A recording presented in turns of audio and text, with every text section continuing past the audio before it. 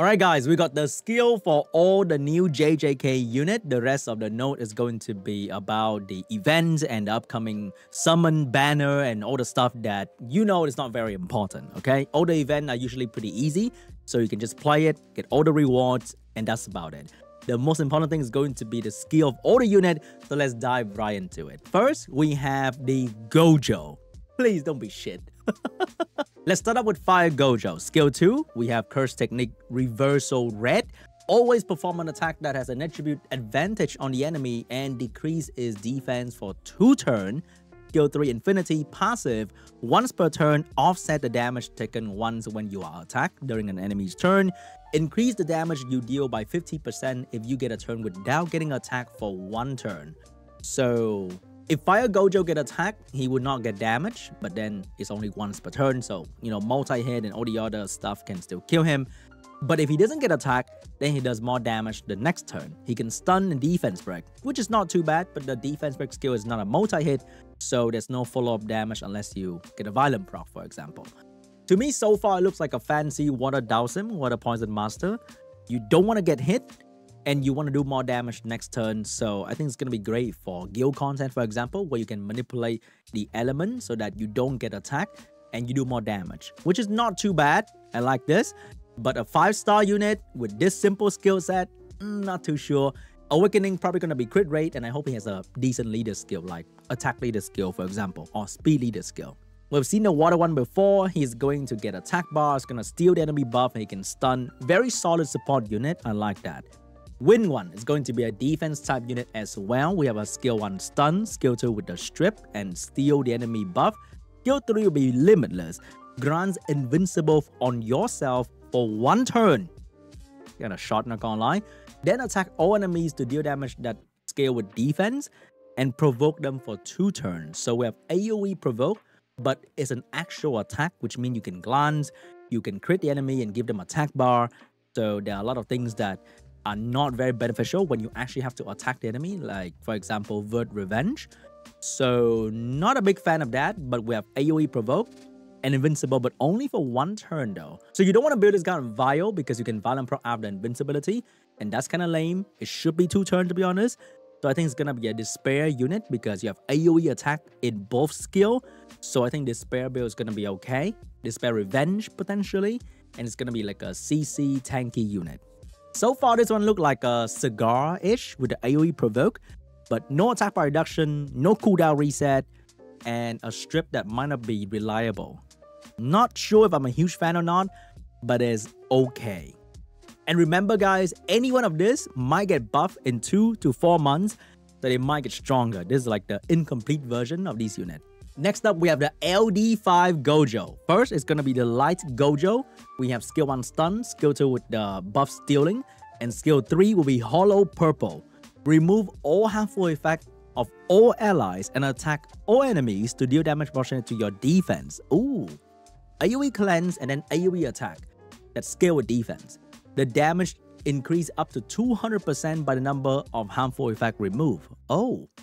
So maybe per harmful effect, you get 20% damage increase.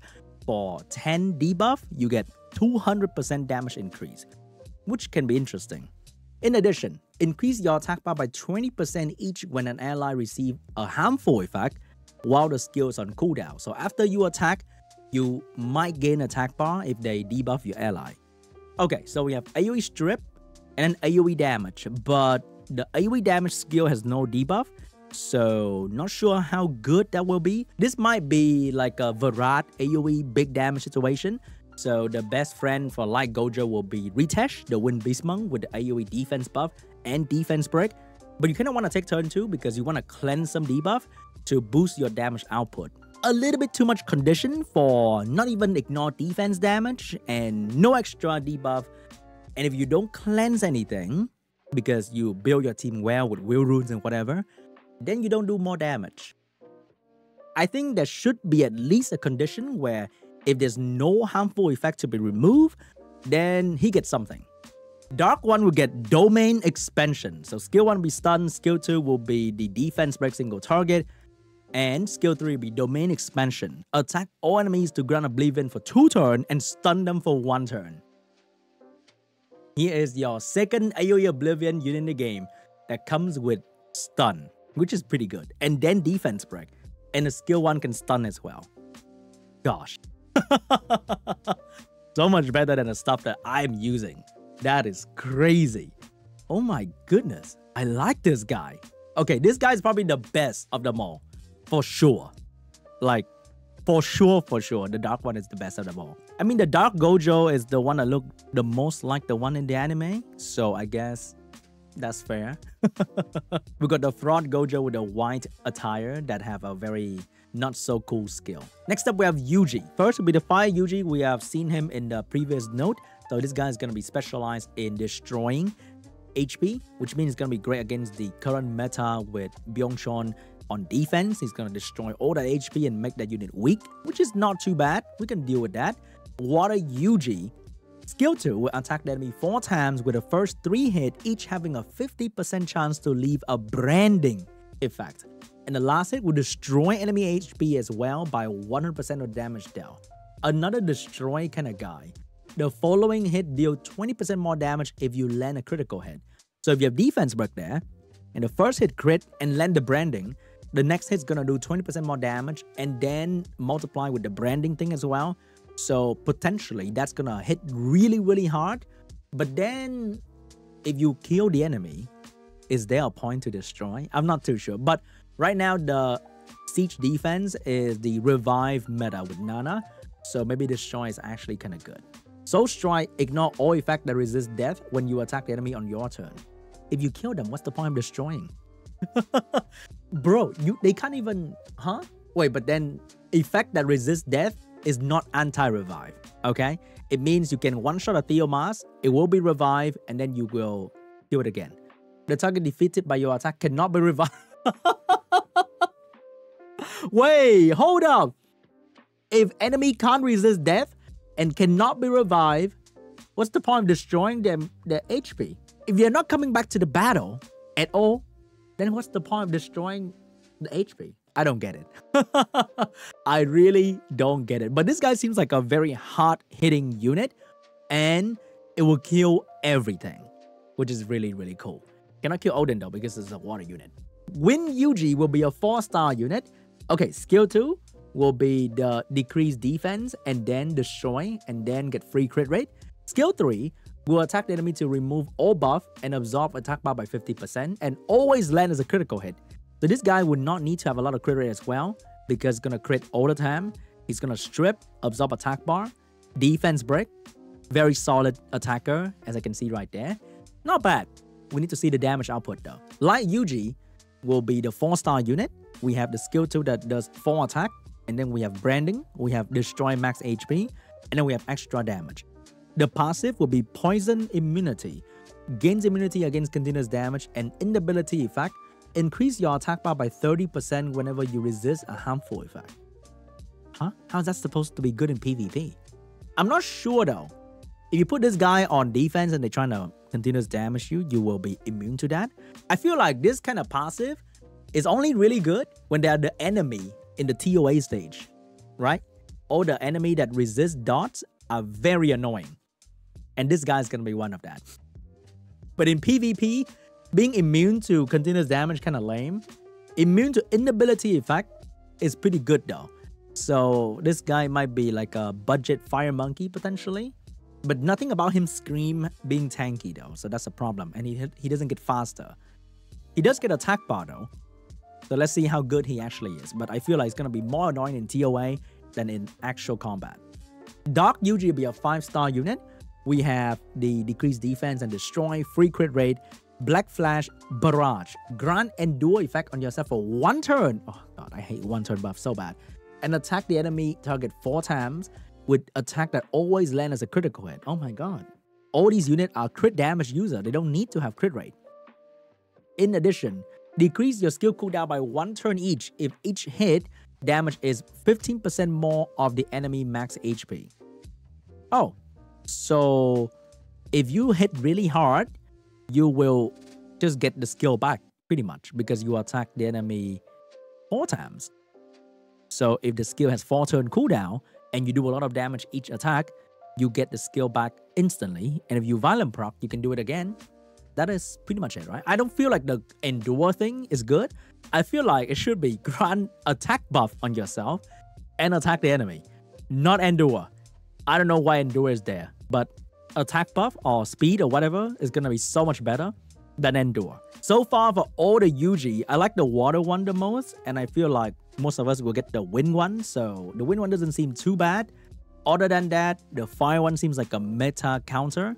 The LD one, I'm not sure why that Dark UG is a 5-star unit, because he doesn't seem like a 5-star unit in any shape or form.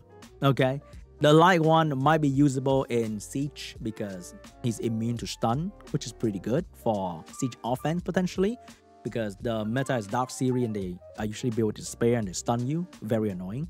So this guy might be okay. Next up, we have the Megumi. We have 4-star and 5-star as well. Fire Megumi, attack the enemy to decrease defense and attack power for 1 turn. Skill 2, attack and stun the enemy for 1 turn with an 80% chance, probably going to go up to 100, and decrease the attack power by 50% if enemy target already has a harmful effect. So if you land a stun, you decrease attack bar, or if they are like slow debuff on the enemy before that, you decrease attack bar as well.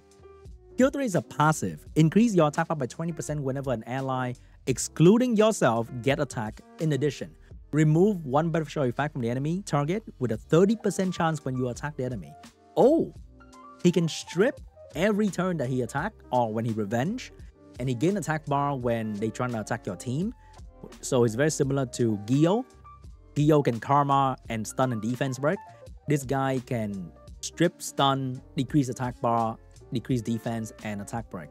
It's like a fire Gio, fire wind Omiyaji. Kind of annoying and probably going to be usable in the CC meta, especially when a lot of CC unit are wind unit. So it's going to be annoying for them to control a fire guy that gain attack bar all the time. So this guy is probably usable instantly in the meta. Water Megumi, 4-star unit. We have the same skill 1. Skill 2 will be attack and remove the 1 beneficial effect on the enemy target with a 70% chance, probably going to go up to 100, and absorb attack bar by 30%. Very simple skill. Strip and then steal some attack bar. Skill 3 will be the elephant. Attack all enemies to remove 1 buff and decrease their attack bar by 50% each. Oh, a 4-star unit with AoE strip and AoE attack bar reduction by 50%.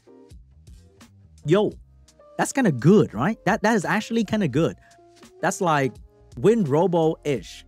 So this guy has a single target strip and an AoE strip, and also brings some sort of debuff with his hit, which is good for a 4-star unit. This guy is going to be great. And a lot of you guys will be getting this guy, so I'm pretty sure it's going to be usable instantly. Strip and attack bar reduction is very, very good. Especially if his base speed is good, you can build him on Swift as well. Wind Megumi with the invincible attack power buff and attack bar. Katarina friend. Moving on. Light Megumi. We have, 4-star unit. Skill 2 will be the single target strip and attack bar absorption. Skill 3 will be the rabbit skill. Decrease the duration of all buff granted on all enemies by 2 turns each. Oh, this is like the dark dryad. You don't strip, you just decrease the immunity by 2 turns. After that, attack all enemies to block them from removing harmful effect for 2 turns. Oh, so you AoE sort of pseudo strip, anti-Heigang, very good. And you also attack all enemies to block them from cleansing. That is also really good, so you can Despair stun them. So this guy's probably going to be built on Despair because you can AoE do that and then Despair stun and block them from removing the Despair stun. As a 4-star unit. That is kind of scary. I like that. Very good unit. Not bad. 5-star Dark Megumi. We have the same skill 1. Skill 2 will be the stun and decrease attack bar. Skill 3 will be Chimera Shadow Garden. Attack all enemies 4 times. The first hit will remove all buff. The second and third hit will decrease attack bar by 20% each. So that's 40%. The last hit decrease attack bar. Oh my god. If the last hit decrease defense, I'm just gonna faint because that's gonna be insane. So instantly, very, very good unit. One of the best in the batch for sure. So far, Dark Gojo is insane. Dark Yuji is questionable. Dark Megumi, 5-star, very good. This is a very, very strong skill. And then he can also bring stun and defense break after that. Solid dark support unit. Probably one of the best unit in this entire collab for sure. Lastly, we have Nobara Kugisaki. She looks so cool. I like that. Okay, fire 4-star unit. We have attack enemy with the provoke skill. Okay, we have this provoke skill. And then we have the skill 3. Attack enemy target 2 times that deal damage according to your max HP. Nothing else scale with max HP, unfortunately. Probably going to be balanced patch material later. The first hit increase the enemy chance of glancing about 2 turns. The second hit reset the target's attack bar. Not a huge fan. Not gonna lie. We have glancing and attack bar decrease. Okay, this is gonna be one of those that nobody will use whatsoever. But it's gonna be a provoke, glancing, and heal block. Not the combination of debuff that I really enjoy. So, oh my god, she's gonna be the one that nobody care about. I can feel it. Water Nobara. Attack all enemy and block them from receiving beneficial effect with a 50% chance only. And the damage increased by 10% for every harmful effect granted on the target. Oh, not a fan as well. Doesn't seem like a cleaver. And then have a harmful effect scaling. And then no strip, but has the block buff. That is weird. That is a weird combination. Skill 3, attack all enemies again. And AoE dot and block them from removing harmful effect. Oh, so she can block them from buffing and block them from cleansing. And AoE dots. Very similar to maybe Beth, because we have the AoE dots and AoE harmful effect cleansing block. That is a mouthful right there. But no defense break, no attack bar reduction, no cooldown reset, no buff for the team, no strip.